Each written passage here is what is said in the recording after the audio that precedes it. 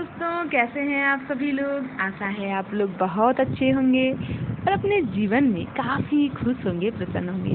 तो दोस्तों, स्वागत है आप सभी का आपके अपने ही चैनल जिसका नाम है ज्ञान मंत्र, और जहां हम लोग करते हैं कुछ ज्ञान की बातें। प्यारे दोस्तों, आज की संपादकीय लेकर मैं प्रस्तुत हूं, और आज की संपादकीय का जो टॉपिक है बहुत अच्छा टॉपिक है। सफलता के संकेत देती नई शिक्षा नीति। जब कोई भी टॉपिक ऐसा होता है जो शिक्षा से रिलेटेड होता है तो उसे पढ़ने का एक अलग ही आनंद होता है। हालांकि हर टॉपिक अपने आप में बहुत महत्वपूर्ण होता है, पर यदि हम बात करें शिक्षा की, तो शिक्षा के क्षेत्र से जुड़े होने के कारण शिक्षा का हर एक टॉपिक बहुत अच्छा लगता है। जानने समझने का एक मौका मिलता है कि क्या कुछ नई योजनाएं, नई शिक्षा नीति के अंतर्गत क्या कुछ नए पाठ्यक्रम, नए बदलाव किए गए हैं, उसके संबंध में कुछ नई जानकारी मिलती है तो बहुत अच्छा लगता है। तो चलिए दोस्तों, बिना देर किए बढ़ते हैं आज की संपादकीय की ओर।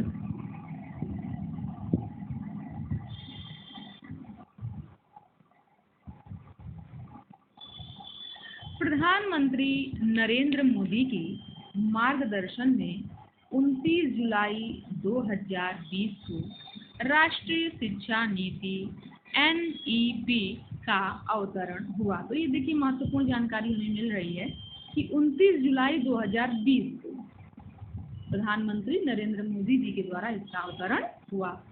29 जुलाई 2020। नई सामाजिक, आर्थिक और तकनीकी परिस्थितियों से निपटने के लिए बनी इस नीति को देश दुनिया में काफी सराहा गया। इसके बावजूद विभिन्न हलकों में इसकी सफलता को लेकर संदेह भी व्यक्त किया गया।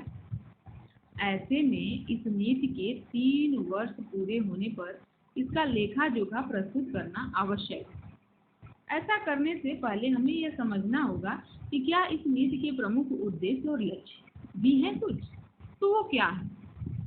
इस शिक्षा नीति के 4 वैचारिक आधार स्तंभ हैं: भारतीय ज्ञान परंपरा, महात्मा गांधी का विजन, अंबेडकर का सामाजिक न्याय और आत्मनिर्भर भारत का स्वप्न। तो इन्हें साकार करने में विद्यार्थी को एक प्रमुख अंशभागी बनाया गया है। नीति के आधारभूत सिद्धांतों, विशेषकर उच्चतर शिक्षा के स्तर पर दृष्टिपात करें तो विद्यार्थियों के लिए लचीलापन, शैक्षणिक धाराओं के बीच अलगाव की समाप्ति, बहुविषयकता और समग्र शिक्षा रटने के बजाय वैचारिक समझ और अनुभवजन्य ज्ञान पर जोर, बहुभाषावाद, कौशल विकास, व्यावसायिकता और रोजगार परकता, शोध एवं नवाचार के साथ साथ मानवीय एवं संवैधानिक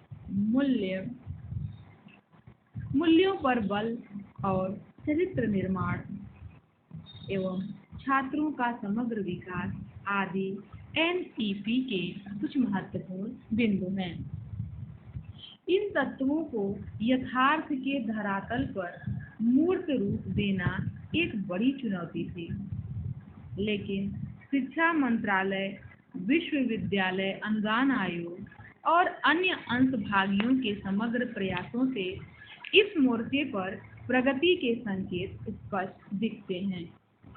फिर भी जहां तमाम शैक्षणिक संस्थाएं अभी भी दुविधा में हैं कि शिक्षा नीति को कैसे क्रियान्वित करें, वहीं दिल्ली विश्वविद्यालय यानी DU इसमें एक पथ प्रदर्शक की भूमिका में दिखता है।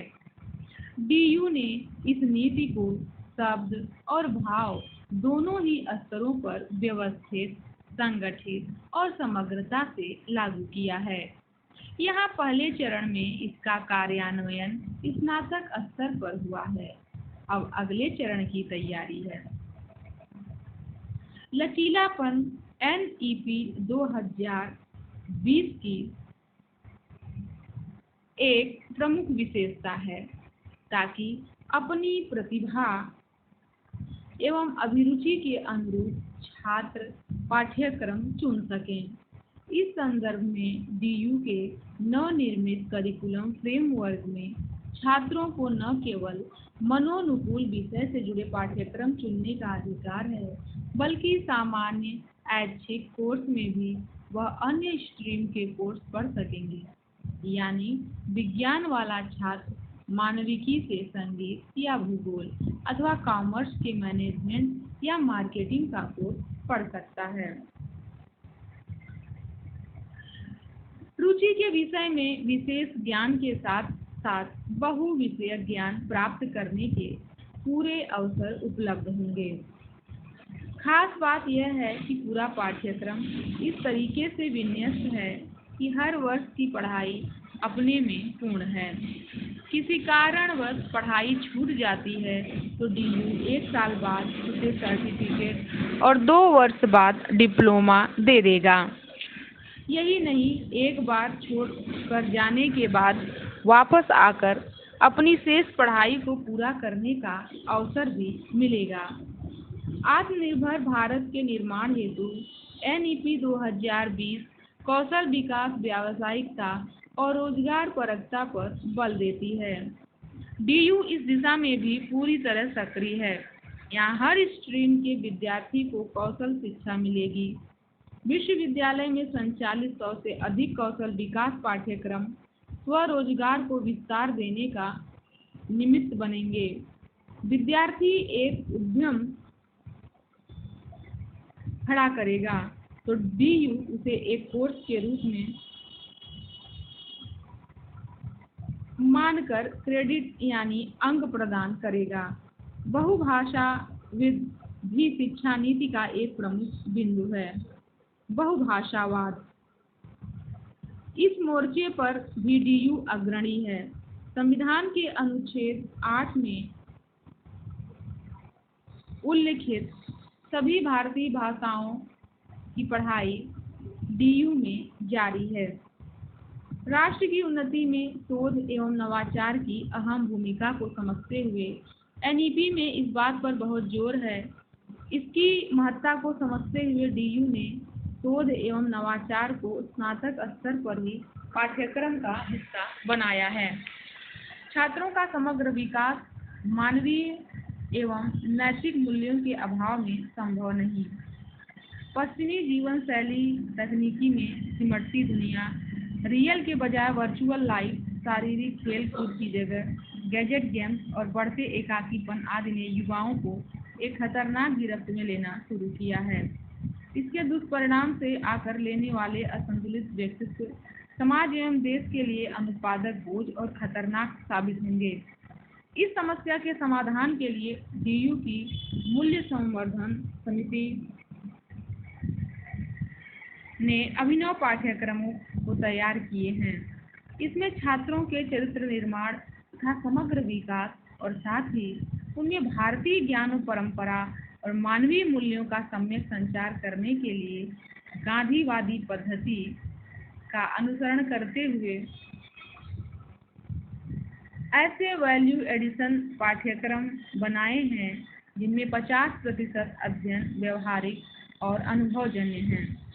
यहाँ सभी पाठ्यक्रम क्रेडिट कोर्स हैं और विज्ञान, मानविकी और वाणिज्य सभी के छात्रों के लिए 4 सेमेस्टर पढ़ना अनिवार्य है। NEP में रीस्किलिंग अर्थात पुनर्शिक्षण की बात भी है। इस संदर्भ में अपनी योग्यता वृद्धि योजना के तहत DU अधिक उम्र वालों को भी प्रवेश देगा, जिससे वे स्वयं की योग्यता में वृद्धि कर सकें।